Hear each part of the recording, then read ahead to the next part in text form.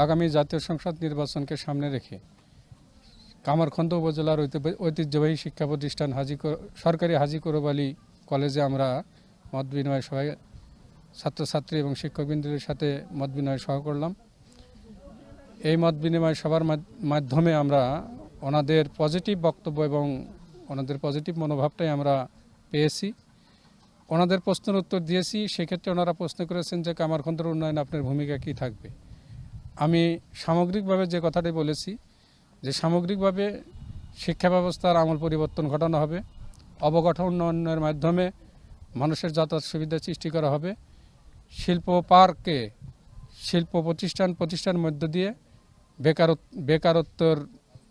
বেকার যুবকদের কর্মসংস্থান সৃষ্টি করা হবে এবং দক্ষ জনশক্তি তৈরির লক্ষ্যে কর্মমুখী শিক্ষা ব্যবস্থার প্রচলন ঘটানো হবে। পাশাপাশি কামারখন্দ একটা অবহেলিত এলাকা। এই এলাকার মানুষের জীবন মান উন্নয়নের জন্য, স্বাস্থ্যসেবায় মানুষের দোরগোড়ায় পৌঁছে দেওয়ার জন্য সরকারি যে সুযোগ সুবিধাগুলো আছে সেগুলো ক্ষেত্রে যাতে তারা সহজে সুযোগ লাভ করতে পারে, সেবা পেতে পারে, সেই জন্য প্রশাসনিক যে সমস্ত প্রতিবন্ধকতাগুলো আছে সেগুলো দূর করে স্বাস্থ্যসেবা এবং অন্যান্য সেবা মানুষের দোরগোড়ায় পৌঁছে দেব ইনশাআল্লাহ।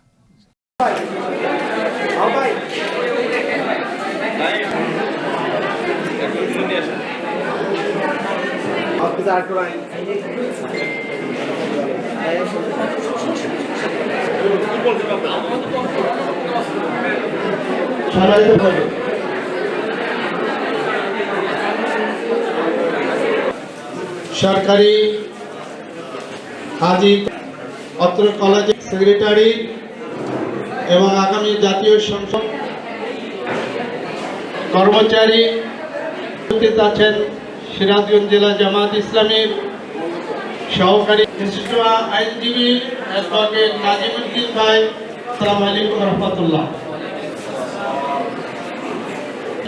কলেজ শিক্ষক সিরাজগঞ্জ আর এই আসন পরিচালনা